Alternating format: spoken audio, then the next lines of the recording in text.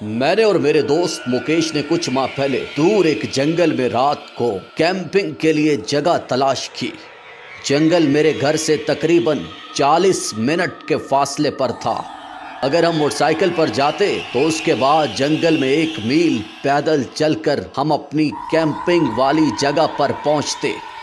Camping के लिए जगह सेलेक्ट करने के बाद मैंने और मुकेश ने अपने घर वालों से इजाज़त ली। पहले तो वो मान ही नहीं रहे थे, मगर जब हम लोगों ने ज़्यादा जिद की तो उन्हें मानना पड़ा। घर वालों के मानते ही हमने अपने ज़रूरी सामान की पैकिंग शुरू कर दी। जो जो सामान मुझे ज़रूरी लगा मैंने वो अपने बैग में डाल लिया। इतने में मुकेश भी अपना ज़रूरी सामान बैग में लेकर मेरे घर आ गया। मैंने अपनी मोटरसाइकिल निकाली और हम दोनों अपनी कैंपिंग के सफ़र पर रवाना हो गए। 40 मिनट का सफ़र तय करने के बाद हम जंगल में पहुंच गए, क्योंकि आगे अब हमें पैदल चलना था। इसलिए हमने मोटरसाइकिल एक तरफ खड़ी की और पैदल अपनी कैंपिंग वाली जगह की तरफ चल पड़े।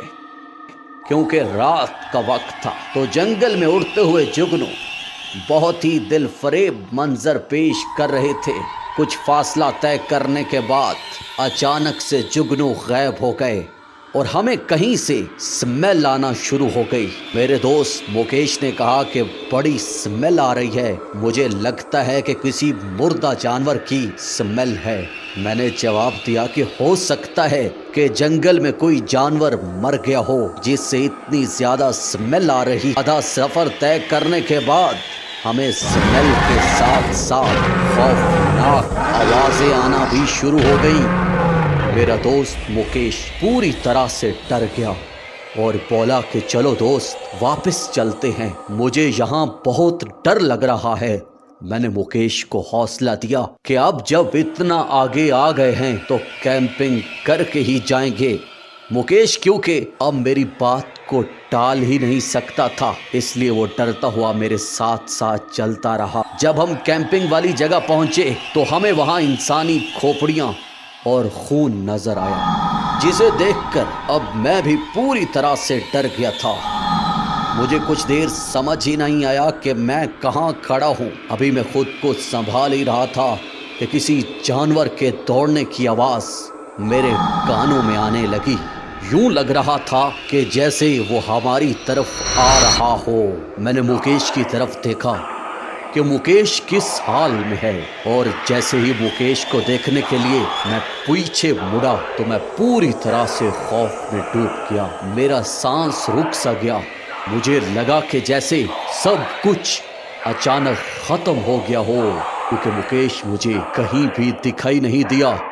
मैंने डरते हुए मुकेश को आवाज़ें लगाना शुरू की कि मुकेश मेरे दोस्त कहाँ हो तुम, मुकेश कहाँ हो तुम, सुन रहे हो? मगर मुकेश का कोई जवाब ना आया। मैं आगे बढ़ा के देखूं कि मुकेश कहाँ चला गया तो मुझे मुकेश का गिरा हुआ बैग मिला। मुझे लगा कि शायद मुकेश उस तरफ डरकर भाग गया हो। थोड़ा सा आगे जाने पर क्या देखता हूँ कि खौफनाक किस्म का जानवर मुकेश के जिस्म को नोच रहा है और मुकेश चिल्ला रहा है कि मुझे बचाओ, मुझे बचाओ। मगर मैं बेबसी की तस्वीर बना रहा। मैंने हिम्मत की कि मुकेश की मदद करूं और आगे बढ़ा। जब मैं करीब पहुंचा तो उस खौफनाक किस्म के जानवर ने मुझे देखते ही मेरी तरफ तेजी से बढ़ना शुरू कर दिया। अब मुझे अपनी जान भी बचानी थी। मैंने वापस दौड़ लगा दी और बड़ी मुश्किल से मैं अपनी मोटरसाइकिल तक पहुंच पाया और फिर वहां से घर आ गया। वो कैंपिंग की रात आज भी मेरे लिए तकलीफ दे रात है। काश कि वो रात मेरी जिंदगी में ना आती, क्योंकि उस रात मैंने अपने एक प्यारे दोस्त को खोया है।